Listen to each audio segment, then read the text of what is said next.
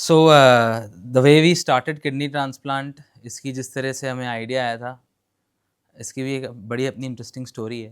I think 2018 की बात है। मेरे कोई रिलेटिव थे और उनको किसी का किडनी ट्रांसप्लांट कराना था, तो वो किसी रिश्तेदार के साथ मेरे से मिलने आए थे। तो उनके रिश्तेदार ने मुझे ये बोला कि अरे किडनी ट्रांसप्लांट तो अच्छे हॉस्पिटल में ही होता है। तो मुझे सुन के बड़ा ऐसा लगा कि यार हम अच्छे हॉस्पिटल नहीं हैं क्या।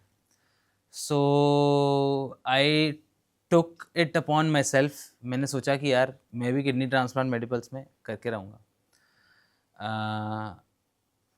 फास्ट फॉरवर्ड कुछ 5-6 महीने के बाद कोविड आ गया।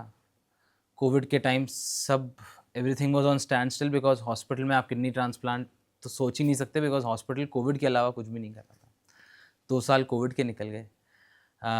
Interestingly, one thing that someone who guided me a lot was Dr. Nitin Bajpai.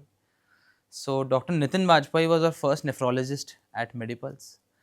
And जब मैं मेडिपल्स में एक एग्जीक्यूटिव की तरह काम करता था, तो मैं उनसे सुनता रहता था कि उनका गोल था कि जोधपुर में किडनी ट्रांसप्लांट चालू हो।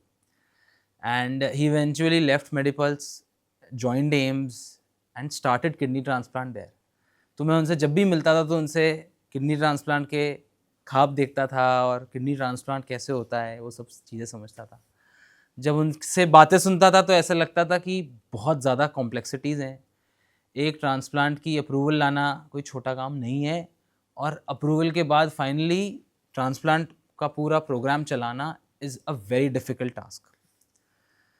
कोविड के बाद सोचा कि अब हम किडनी ट्रांसप्लांट लाते हैं, तो पता चला इलेक्शंस आ गए तो आचार संहिता लग गई। फिर फाइनली जब तक अप्लाई किया तो पता चला किडनी ट्रांसप्लांट का कोई बहुत बड़ा इशू हो गया है जयपुर में। एंड जिस दिन मैंने अप्लाई किया उसके अगले दिन ये सब न्यूज़पेपर में था। फाइनली जब मैंने अप्लाई किया तो वहाँ पे भी लोग हंस के बोले कि इस टाइम पे कौन अप्लाई करता है। तो मैंने उनको यही बोला कि भाई मैं 4 साल से सोच रहा हूँ, अब करूँगा अब करूँगा अब करूँगा। और इस 4 साल में हमने बहुत मेहनत करी है टू फाइनली फिगर आउट कि किडनी ट्रांसप्लांट लाते कैसे हैं।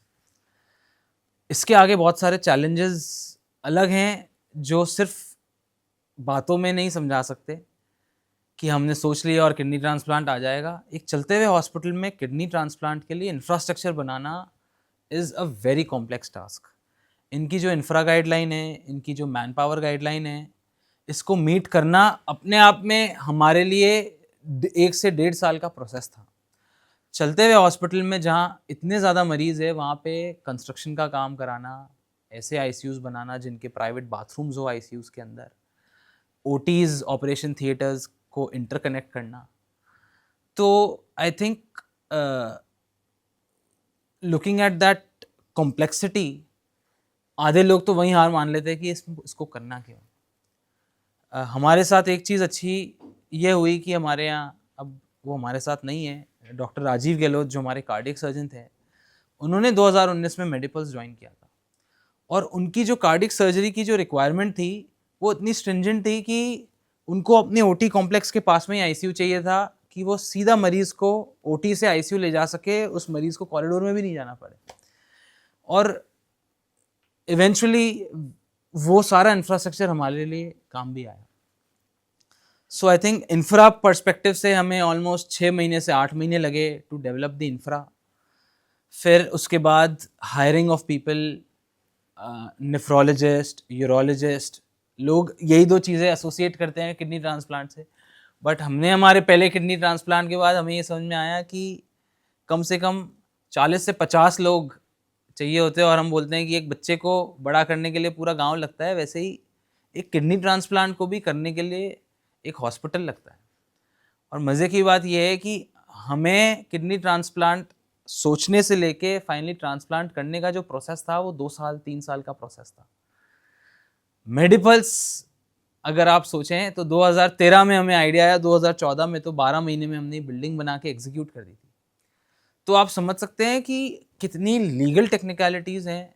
ऑर्गन डोनेशन कोई छोटी चीज़ नहीं है, आपको बहुत ज़्यादा चीज़ें ध्यान रखनी होती है। तो मेरे लिए तो अपने आप में ये जर्नी बहुत लर्निंग वाली रही।